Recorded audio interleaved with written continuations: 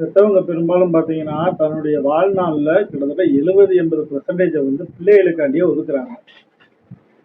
இது எல்லா பேரண்ட்ஸுக்குமே சேரும். ஆனா, அவங்க செய்ற மிகப்பெரிய தவறு, தன்னுடைய பிள்ளைகளுக்கு வந்து தன்னுடைய கஷ்டத்த தெரியாம வளர்க்கிறது.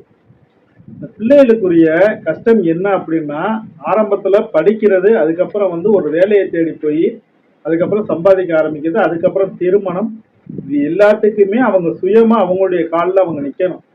ஆனாலும் தன்னுடைய பேரண்ட்ஸ் என்ன பண்றாங்க அப்படின்னா, இந்த பிள்ளைகளுக்கு நம்ம ஆரம்பத்திலேயே ஒரு ஊக்கம் கொடுக்கணுன்றதுக்காண்டி படிக்கும் போதுல இருந்தே அதுகளுக்கு செல்லத்தை கொடுத்து கொடுத்து, அதுவும் ஒரு பையன் ஒரு பொண்ணு இருக்க வீடுகள்ல பாத்தீங்கன்னா, இல்ல ஒரு பையன் மட்டும் இருக்கிற வீடுகள்ல பாத்தீங்கன்னா, இல்ல ஒரு பொண்ணு மட்டும் இருக்க வீடுகள்ல பாத்தீங்கன்னா, அளவுக்கு அதிகமான செல்லம்.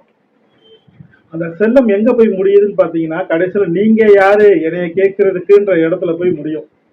அதுக்கு ஒரு எடுத்துக்காட்டு இந்த வீடியோ. இந்த வீடியோவோட ஒரு சில ஆடியோக்களை மட்டும் நான் ப்ளே பண்றேன். அந்த ஆடியோக்கள்ல அந்த சின்ன பையன் பேசுற ஆடியோக்களை நீங்க தெளிவா கேளுங்க.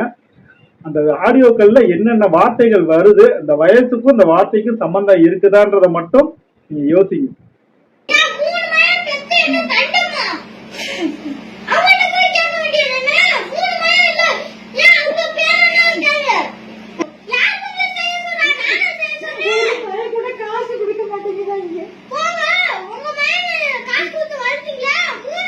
அதாவது வயசுக்கும் வார்த்தைக்கும் சம்பந்தம் அப்படின்றது நிறைய இடங்கள்ல பார்க்கும்போது நம்மளே 4 பெரியவங்க இருக்க இடத்துல ஒரு சில வார்த்தைகளை பேசுறதுக்கு கூசுவோம். நான் கூசும். அந்த ஒரு வரைமுறையை வந்து கொண்டு வந்தது யாருன்னா நம்மளுடைய பேரண்ட்ஸ் நம்மளுக்கு சொல்லிக் கொடுத்த வார்த்தைகளுடைய அளவு. இந்த இடத்துல இதைத்தான் பேசணும்ன்றதை இன்னுமே மனுஷனுக்கு நிறைய பேருக்கு தெரியாது. எந்த இடத்துல வேணாலும் எதை வேணாலும் பேசிவிட்டு கடைசியில் விளக்கு மத்தடி செருப்படி வாங்கிட்டு போறவெல்லாம் இருக்கதான் செய்யறான். அந்த வார்த்தையை பேசுற ஆட்கள் இருப்பாங்க பாத்தீங்களா, அந்த ஆட்கள் எங்க இருந்து உருவாகுறாங்கன்னா இந்த மாதிரி இடங்கள்ல இருந்து உருவாகுறாங்க. இந்த வீடியோ எடுக்கும் போது இந்த வீடியோ எடுத்தவர் யாருன்னு தெரியல, அவங்க அப்பாவா இல்ல தாத்தாவா இல்ல அண்ணனா தம்பியான்னு தெரியல. பட் அந்த வயசான அம்மாவும் இருக்காங்க, அவங்களுடைய பேரன் தான் அந்த பையன்றது தெரியுது. ஆனாலும் இதுல இருக்க ஒரு மிகப்பெரிய தவறு வரைமுறை இல்ல வார்த்தை. குழந்தையா இருக்கும் பொழுது ஒரு குழந்தை வந்து தன்னுடைய பாட்டியையோ தாத்தாவையோ வா போ அப்படின்னு பேசுதுன்னா அதனுடைய வரைமுறை வந்து அந்த செல்லத்துக்கான இடம். செல்லம் கொடுத்துடுறாங்க, அது வா போன்னு பேசுது அப்படின்றது அந்த இடம். அதுக்கப்புறம் ஒரு ஏஜ் ஆனதுக்கு அப்புறம் நம்மள மாதிரி தானே மற்றவங்களையும் பேசிடும் அப்படின்ற ஒரு எண்ணம் வரும்போது அந்த பெற்றவங்களும் சரி கூட இருக்கவங்களும் சரி அந்த குழந்தைகளுக்கு நல்ல வரைமுறையான வார்த்தைகளை சொல்லி கொடுக்கணும்.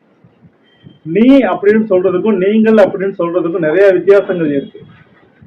அந்த வார்த்தைகளை யாருக்கிட்ட எங்க இதெல்லாம் வந்து உண்மையா சேர வேண்டிய இடம் தான். ஒருமை பன்மை இந்த மாதிரியான விஷயங்களை வந்து நம்ம தெரிஞ்சுக்கணும். 2 பேர் இருந்தா நீங்க, 2 பேர் இல்லாம ஒரு ஆள் இருந்தா நீ சொல்றதுக்கு எல்லாருக்குமே தெரியும். ஆனாலும் ஒருத்தர் இருந்தாலும் அவங்களுடைய வயசுக்கும் அவங்களுடைய திறமைக்கும் அவங்களுடைய மதிப்புக்கும் நம்மளும் மரியாதை கொடுத்து வாங்க போங்கன்னு பேசுவோம். இது கத்து கொடுத்து வர்றது கிடையாது, தானா வரணும். இல்லாட்டி கத்து கொடுத்தவங்க மூலமா வரணும். இவங்க பேரண்ட்ஸ் வந்து மற்றவங்க கிட்ட பேசும்போது நம்ம அப்பா அம்மா அடுத்தவங்க கிட்ட எப்படி பேசுறாங்கன்றத குழந்தைங்க பார்க்கணும். இந்த குழந்தைங்க பார்த்ததுக்கு அப்புறம் என்ன பண்ணா அது அப்படியே உள்வாங்க. இப்ப எடுத்துக்காட்டுக்கு என்னுடைய அப்பா அம்மாவா நான் வாப்போன்னு மரியாதை இல்லாம பேசுறேன்னா என்னுடைய குழந்தை என் பக்கத்துல இருக்கும் பொழுது அதை ஃபுல்லா பார்க்கும். அப்ப என்ன பண்ணும், கொஞ்ச நாள் கழிச்சு என்னைய அப்படித்தான் வாப்போன்னு பேசும். அதுக்கு காரணம் என்ன, நீ உங்க அப்பா அம்மா வாப்போன்னு தானே பேசுற, அவங்களுக்கு நீ மரியாதை கொடுக்கல, அப்புறம் நான் எப்படி மரியாதை கொடுப்பேன் உனக்கு? சோ இதனுடைய மூல ஆரம்பம் எங்க இருக்குன்னு பாத்தீங்கன்னா அந்த பெரியவங்க வந்து அந்த குழந்தைகளை வளர்க்குற அந்த வளர்ப்பு. நம்ம ஒரு இடத்துல போய் நிக்கிறோம், ஒரு 10 பேருக்கு முன்னாடி நிக்கிறோம்னா நம்மளுடைய குழந்தைங்க நம்மளுக்கு எப்படி மரியாதை கொடுக்கணுமோ அந்த மரியாதையை கொடுத்தா தான் மற்றவங்க நம்மளுக்கு ஒரு மரியாதை கொடுப்பாங்க. எனக்கு தெரிஞ்சு என்னுடைய ரிலேஷன்ல ஒருத்தவங்க அவங்க பொண்ணை கூப்பிட்டு வந்திருந்தாங்க. பப்ளிக்ல நிற்கும் போது அந்த பொண்ணு அவங்ககிட்ட கேட்ட ஒரே ஒரு வார்த்தை, சுத்தி ஆள் நிக்கிறாங்க, அவ்வளவு பேர் நிற்கும் போது அந்த பொண்ணு கேட்குது, ஒரு 7th 8th படிக்கிற பிள்ளை, 7th படிக்கிற பிள்ளைன்னா வச்சுக்கோங்க, நீ ரொம்ப பண்ணாத ஓவரா பண்ற வர வர அப்படின்னு கேட்குது. அவங்க அம்மாவை பார்த்து கேட்குது. சுத்தி இருந்தவங்களுக்குலாம் அப்படியே பயங்கர சாக்கு இந்த வார்த்தையை கேட்டதும்.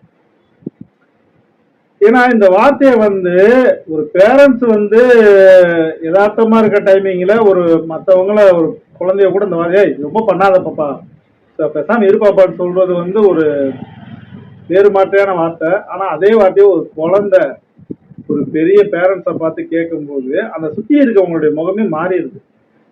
அது காரணம் என்ன? சுத்தி இருக்க நம்மளை மதிக்க மாட்டான் இனிமேல். அந்த மதிப்பு மரியாதை எங்க இருந்து வருது? தன்னுடைய பிள்ளைங்க தனக்கு கொடுக்குற மரியாதை, நான் என்னுடைய பேரண்ட்ஸ் கொடுக்குற மரியாதைன்னு வித்தியாசம் இருக்குது.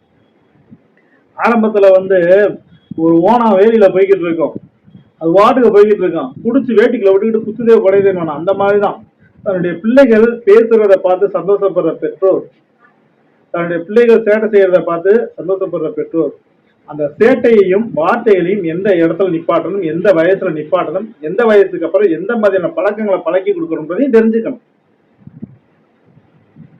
வீட்டுக்குள்ள உட்கார்ந்து இருக்கும் போது அம்மா சாப்பாடு கொண்டு வாங்க தண்ணி கொண்டு வாங்கம்மான்னு சொல்ற பொண்ணு கொஞ்ச நாள் ஆகாதேம்மா தண்ணியா கொண்டு வைமா சாப்பாடு கொண்டு வைமா என்னம்மா பண்ணிக்கிட்டு இருக்க இப்படியேவா அப்புறம் அந்த வார்த்தைகள் மாற மாற மாற மாற என்ன ஆகும்னா யாருக்குமே மரியாதை இல்லைன்றத அதுல தெரிஞ்சுக்கலாம். இங்க பேசுற பேச்சு நாளைக்கு என்ன ஆகும்? ஸ்கூல்ல போய் பிள்ளைய சேர்க்கிற இடத்துல அந்த பிள்ளைய பேசும், ஏமா போமா முதல்ல அப்படின்னு ஆரம்பிக்கும். அப்புறம் போவான்னு ஆரம்பிக்கிறது, மரியாதை கிட்டத்தனமா பேச ஆரம்பிச்சு எல்லாம் முடிஞ்சு கடைசியில வந்து நிற்கும். எப்ப பைக் கேட்பான் வாங்கி கொடுக்கலன்னா மானக்கடா பேசுவான், குடிக்கிறதுக்கு காசு கேட்பான் வாங்கி கொடுக்கலன்னா வானக்கடா பேசுவான். இப்ப இந்த சின்ன பையனுடைய வார்த்தைகள்லாம் பாத்தீங்கன்னா எப்படி இருக்குது? நீ வீட்டை விட்டு வெளியில போய் இது எங்க அப்பா தாத்தாவோட சொத்து, இதெல்லாம் கேட்க நல்லா இருக்கலாம். ஆனாலும் இதுல இருக்க ஏகப்பட்ட முரண்பாடுகள் இருக்கு. வளர்ப்பு விதம்ன்றது ஒண்ணு முக்கியமான விஷயம்.